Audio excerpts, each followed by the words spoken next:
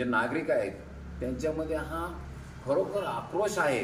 म्हणूनच हा जन आक्रोश आम्हाला या असणाऱ्या प्रशासनाला व महाराष्ट्र जीवन प्राधिकरणाला हे दाखवून द्यायचे की जर तुम्ही आम्हाला पाणी आमचं जर वेळेतच सोडलं नाही तर आणि पूर्णपणे आम्हाला जेवढं लागणार आहे तेवढं पाणी जर सोडलं नाही तर आम्ही या जनआक्रोश मोर्चाच्या माध्यमातून आम्ही संपूर्ण प्रशासनाला जाग करू आणि प्रशासनाला आम्ही आमच्या या मूलभूत सेवेपासून जाब विचारतो. अमोल दादा, या संदर्भात तुमचं मत काय?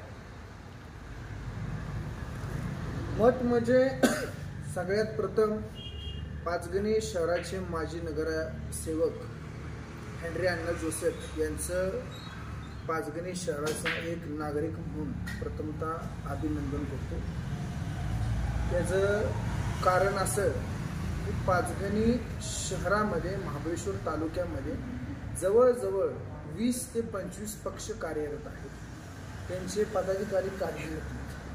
परंतु दुर्दैव असं आहे केवळ फ्लॅक्सवरती झळकायचं, नेत्यांसोबत फोटो काढायचे, लावायचे, पण ज्या लोकांच्या मतावरती आपण निवडून येतो, ज्या लोकांच्या मतावरती आपण निवडून त्या प्रस्थापित पाचगणीमध्ये अभिराज्य गाजवण्याचा प्रयत्न करतो, अभिराज्य गाजवतो, ती लोक दुर्दैव आहे या अशा नागरिकांच्या प्रश्नावरती आवाज उठवताना दिसत नाही.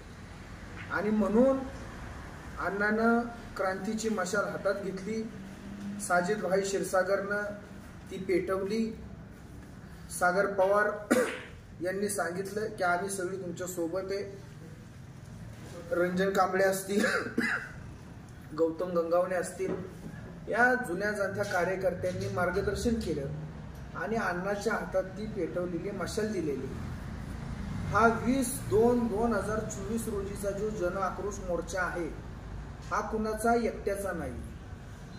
जो सत्याग्रह डॉक्टर बाबासाहेब आंबेडकरांनी 14 तळ्याचा केला त्याच प्रकारे पुन्हा एकदा सत्याग्रह पाचगणी शहरामध्ये अण्णा पाण्यासाठी करण्याची वेळ आलेली.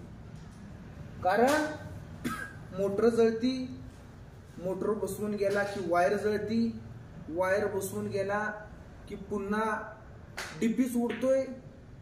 म्हणजे नक्की मोटर जळती का मोटर जाळते असा देखील असणारा प्रश्न आहे. आणि म्हणून तो कोण अधिकारी जो ही सगळी यंत्रणा राबवतो त्याचा छडा लावण्याकरिता, त्याचा जाब विचारण्याकरिता हा दिनांक 20/2/2024 रोजीचा मोर्चा हेनरी अण्णा यांच्या नेतृत्वाखाली उभारलेला आहे. आणि आम्हाला पूर्ण विश्वास आहे हा मोर्चा यशस्वीरित्या पार होईल. तिथं असणाऱ्या प्रशासकीय अधिकाऱ्याला जाब विचारला जाईल.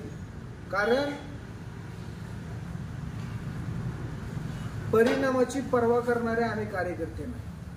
परिणामाची पर्वा करणारे कार्यकर्ते असतो तर फक्त नेत्यांच्या मागं फिरत बसलो असतो. पण परिणामांच्या पर्वा करणारे अजिबात कार्यकर्ते नाही, परिणामांना भीक घालणारे कार्यकर्ते नाही. आणि म्हणून हा जो जन आक्रोश मोर्चा आहे हा मोठ्या संख्येनं पार पडणार आहे. तिथं असणाऱ्या प्रस्थापित अधिकाऱ्याला या संदर्भात जाब विचारला जाणार आहे की तुझी बाबा नक्की अडचण काय, तुला नक्की प्रॉब्लेम काय. जाणीवपूर्वक आमचा आरोप आहे, जाणीवपूर्वक आमच्या Siddharthnagar colony, power house, Shahunagar या भागाला पाणी हा व्यक्ती सोडत नाही. हे का? एकदा मोटर जळली आम्ही मान्य करतो, दुसऱ्या वेळेस संबंधित ठेकेदार जर का तुम्ही नेमला असला तर त्याला ब्लॅकलिस्ट मध्ये टाकायला पाहिजे. पण दुर्दैव त्याला ब्लॅकलिस्ट मध्ये टाकत नाही. आणि म्हणून ही जी क्रांतीची मशाल हेनरी अण्णा जोसेफ माजी नगरसेवक यांनी हातामध्ये घेतलेली आहे ती आम्ही शेवटपर्यंत नेणार आहे. उद्या 18 तारीख आहे, उद्या मुख्यमंत्री येतात. मुख्यमंत्र्यांना सुद्धा आम्ही या संदर्भात निवेदन देणार आहे की इथल्या लोकांच्या सोयी सुविधांचा आणि खऱ्या अर्थानं त्यांना भासणाऱ्या गरजांचं निर्मूलन करा. कारण मुख्यमंत्री आमदार खासदार कुणा एकट्याचा नसतो, कुठल्या कार्यकर्त्याचा नसतो, तर त्याला आमच्यासारख्या खुदकुरू कार्यकर्त्यांनी मतदान केल्यानंतर तो निवडून आलेला असतो. म्हणून जेवढा त्याच्या मागं पुढं करणाऱ्या कार्यकर्त्यांचा जेवढा त्यांच्यावरती अधिकार असतो तेवढाच आमचा देखील अधिकार आहे.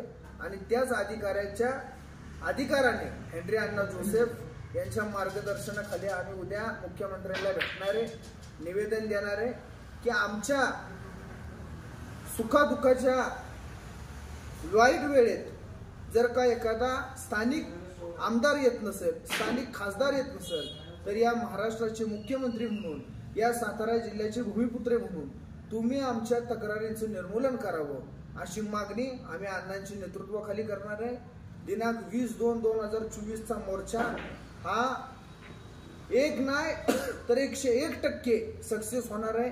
तिथं बसणाऱ्या प्रशासकीय अधिकाऱ्याला जाब विचारला जाणार आहे आणि त्या जाबानंतर आम्हाला पूर्णपणे अण्णा विश्वास आहे, आम्हाला खात्री की तो मस्तावलेला अधिकारी आम्हाला वेळेनुसार शासकीय नियमानुसार पाणी दिल्याशिवाय स्वस्त बसणार नाही.